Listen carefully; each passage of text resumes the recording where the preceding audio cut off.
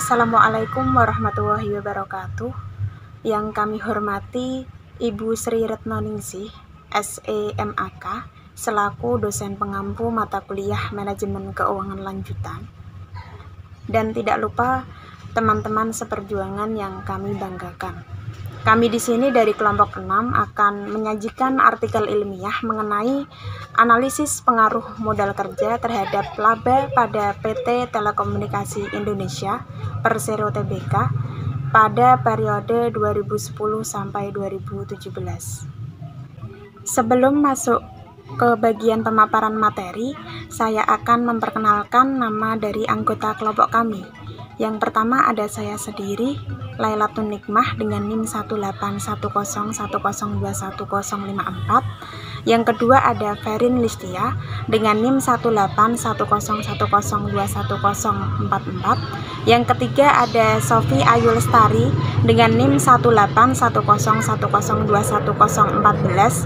Yang keempat ada Zaki Tiffany dengan NIM 18101021028, dan yang terakhir ada Nur Sodikin dengan NIM 18101021043.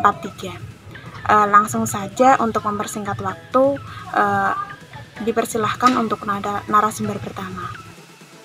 Bab 1. Pendahuluan. Latar belakang. PT Telekomunikasi Indonesia yang biasa disebut PT Telkom Indonesia adalah badan usaha milik negara atau BUMN.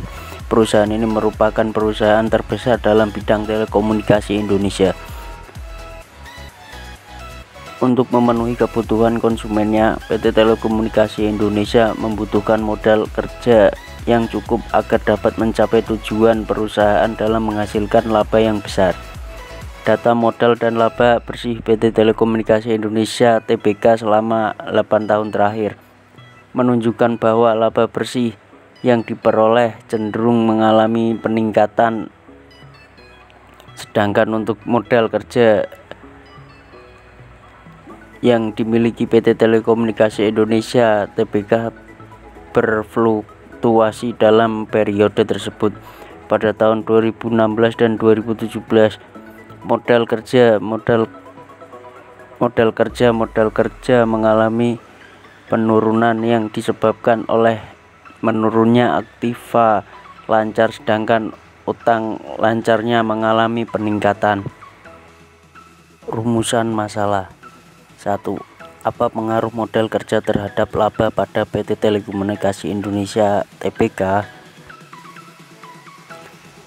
Tujuan masalah. Untuk mengetahui pengaruh modal kerja terhadap laba pada PT Telekomunikasi Indonesia Tbk. Bab 2 tentang landasan teori. Yang pertama, modal kerja. Menurut Kasmir di bukunya 2015 halaman 249 bahwa dana sebagai modal kerja diartikan seluruh aktiva lancar atau setelah dikurangi dengan utang lancar. Suatu perusahaan yang kekurangan modal kerja akan berdampak pada operasi perusahaan yang terhambat, sedangkan modal kerja yang berlebihan maka akan mengakibatkan kerugian karena hal ini menunjukkan adanya dana yang dipergunakan dengan baik. Kebijakan modal kerja merupakan strategi yang diterapkan oleh perusahaan dalam penentuan sumber dana dan penggunaan dana untuk kegiatan operasional perusahaan. Menurut Sudana bukunya 2011 halaman 196, kebijakan modal kerja menyangkut dua pertanyaan pokok, yaitu berapa jumlah modal kerja atau aktiva lancar yang tepat bagi sebuah perusahaan dan bagaimana membelanjai modal kerja atau aktiva lancar tersebut. Menurut Kasmir, besarnya modal kerja suatu perusahaan dipengaruhi oleh faktor-faktor sebagai berikut. Yang pertama, jenis perusahaan. Yang kedua, syarat kredit. Yang ketiga, waktu produksi. Yang keempat, tingkat perputaran persediaan. Yang kedua, laba. Merupakan keuntungan yang diperoleh perusahaan dari kegiatan operasionalnya. Menurut Harahap pada bukunya tahun 2015 halaman 113 bahwa laba adalah kelebihan penghasilan di atas biaya selama satu periode akuntansi. Menurut Salvatore bukunya 2011 halaman 15 bahwa laba adalah pendapatan perusahaan untuk membeli atau menyewa input yang dibutuhkan dalam produksi. Maka dapat disimpulkan bahwa laba adalah kelebihan dari pendapatan perusahaan dikurangi beban yang telah dikeluarkan dalam kegiatan operasional perusahaan. Yang ketiga, penelitian terdahulu.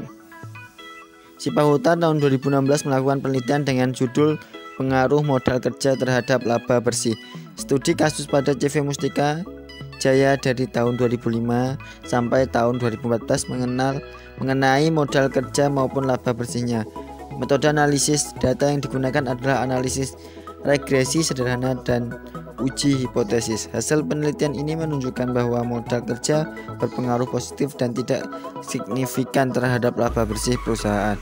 Abidin dan Aryani tahun 2014 melakukan penelitian dengan judul Pengaruh Modal Kerja Terhadap Laba Bersih pada PT Solina Interkarya Processing.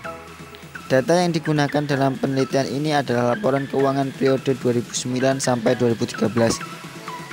Metode analisis yang digunakan adalah analisis deskriptif dan analisis regresi. Hasil penelitian ini menunjukkan bahwa terdapat pengaruh yang positif dan signifikan antara modal kerja bersih terhadap laba bersih pada PT Solina Interkarya Processing.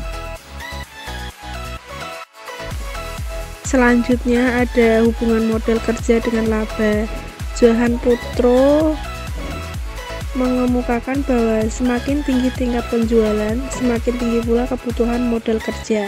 Dengan kata lain, jika tingkat penjualan tinggi, maka kemungkinan laba yang dihasilkan pun akan tinggi. Menurut Kasmir, jika dana yang digunakan sebagai modal kerja semakin banyak, maka seharusnya dapat meningkatkan perolehan laba dan sebaliknya. Hal ini berarti modal kerja berpengaruh terhadap apa yang dihasilkan perusahaan. Selanjutnya ada hipnotis. Berdasarkan hasil kajian teori dan temuan-temuan penelitian terdahulu serta perumusan yang ada, maka hipnotis dalam penelitian ini yaitu modal kerja berpengaruh positif dan signifikan terhadap laba pada PT Telekomunikasi Indonesia Persero Tbk.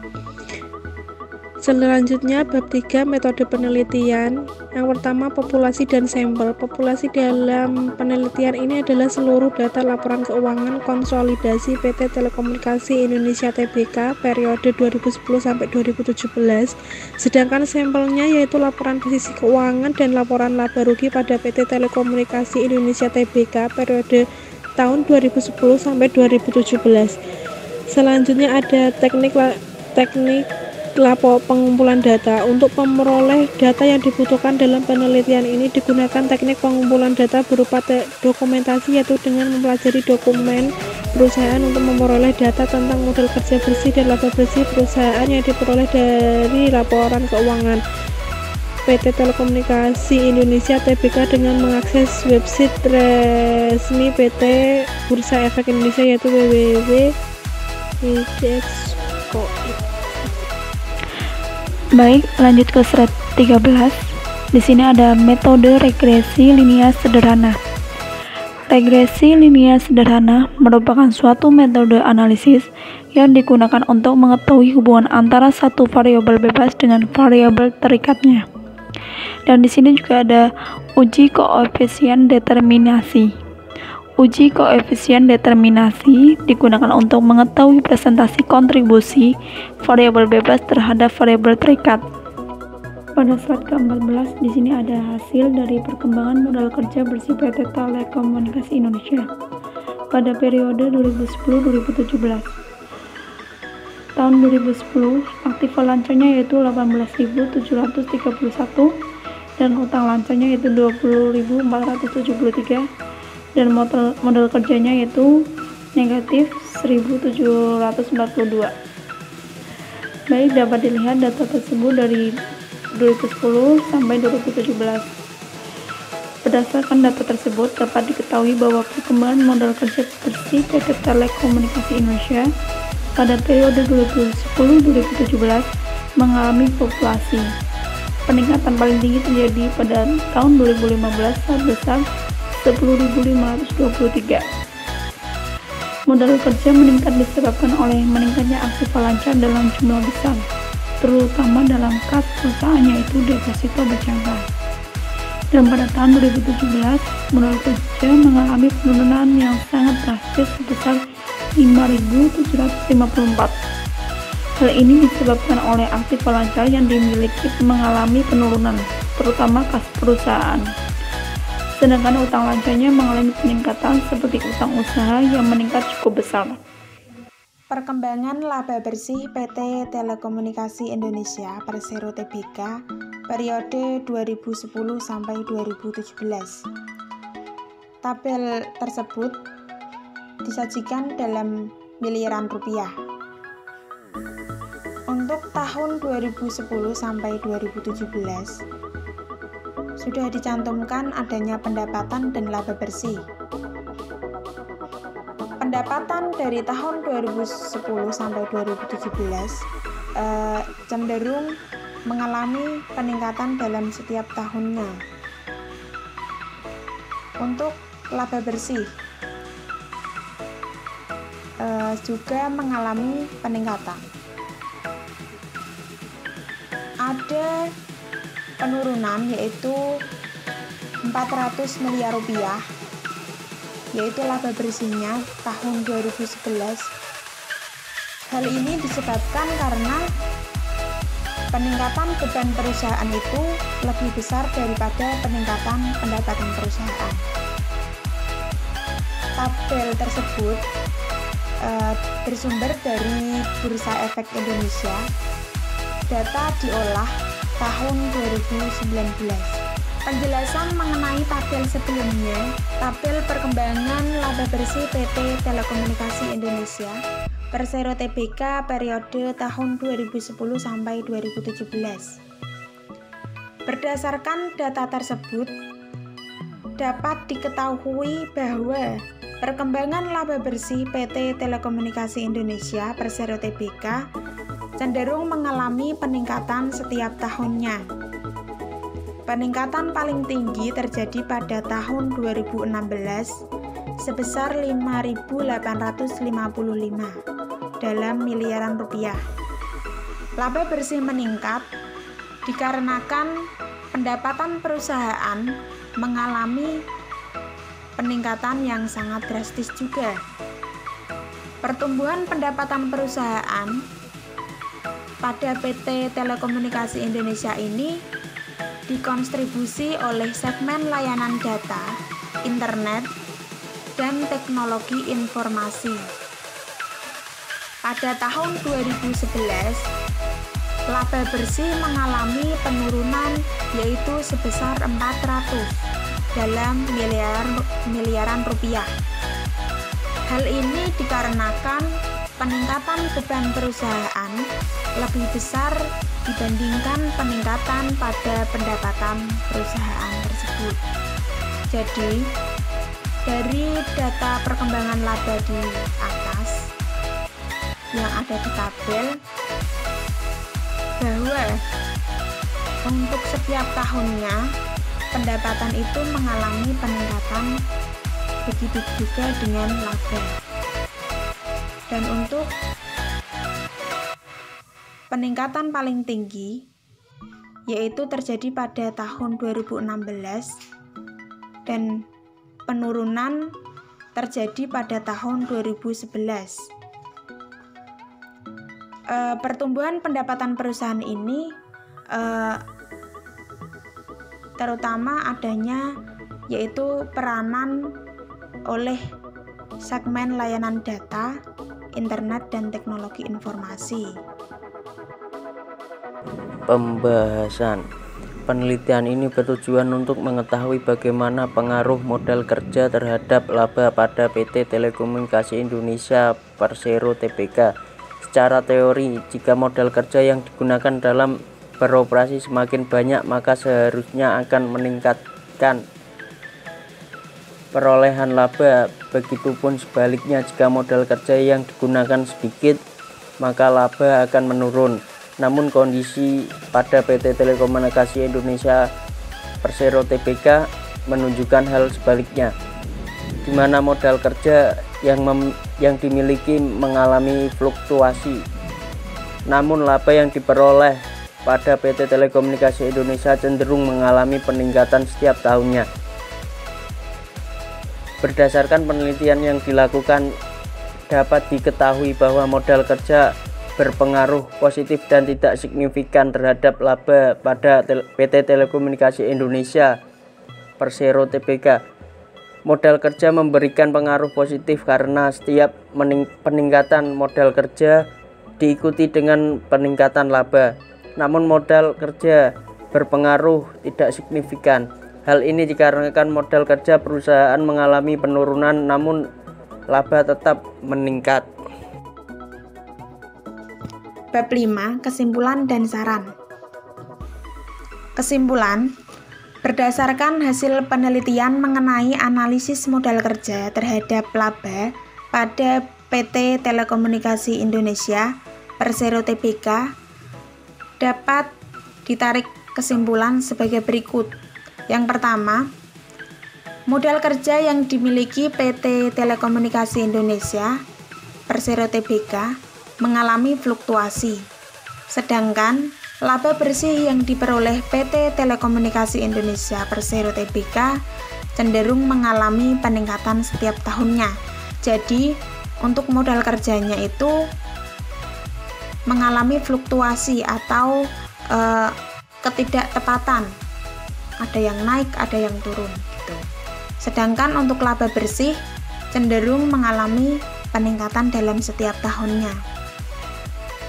Yang kedua, berdasarkan hasil analisis regresi linier sederhana, modal kerja berpengaruh positif dan tidak signifikan terhadap laba, di mana setiap kenaikan Rp1 modal kerja, maka laba mengalami peningkatan sebesar Rp0,579. Jadi ketika modal kerja naik, maka laba juga ikut naik. Jadi modal kerja berpengaruh positif dan tidak signifikan terhadap laba. Yang ketiga, berdasarkan uji koefisien determinasi yang telah dilakukan, diperoleh hasil sebesar 19,4%,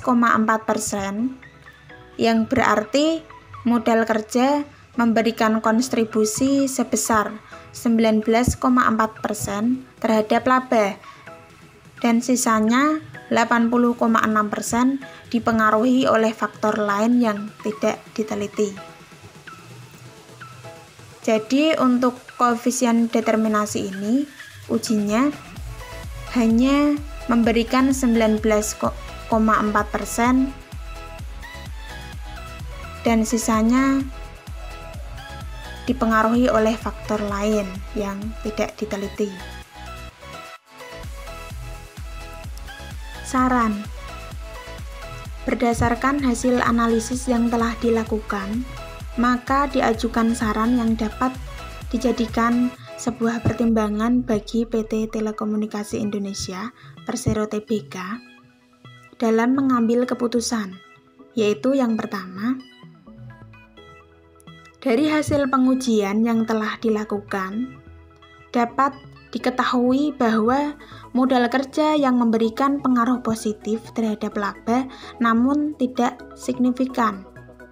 Untuk itu, ketersediaan modal yang cukup harus dibarengi dengan upaya pemanfaatannya secara optimal agar dapat memberikan kontribusi terhadap peningkatan laba yang optimal pula. Karena tidak signifikan dari hasil pengujian koefisien determinasi bahwa modal kerja yang diberikan oleh PT Telekomunikasi Indonesia itu hanya sebesar 19,4% saja terhadap labanya, sedangkan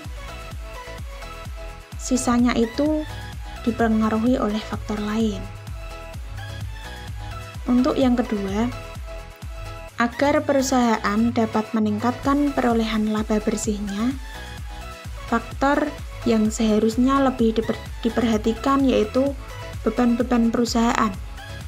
Jika beban perusahaan meningkat, maka kemungkinan perolehan laba perusahaan menjadi terbatas atau dapat mengalami penurunan.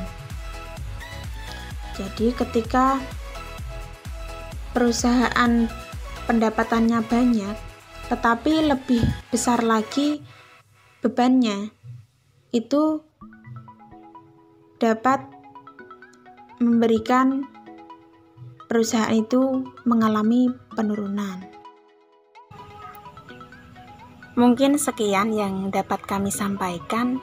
Bila mana ada kekurangan ataupun kesalahan, kami mohon maaf yang sebesar-besarnya. Wassalamualaikum warahmatullahi wabarakatuh.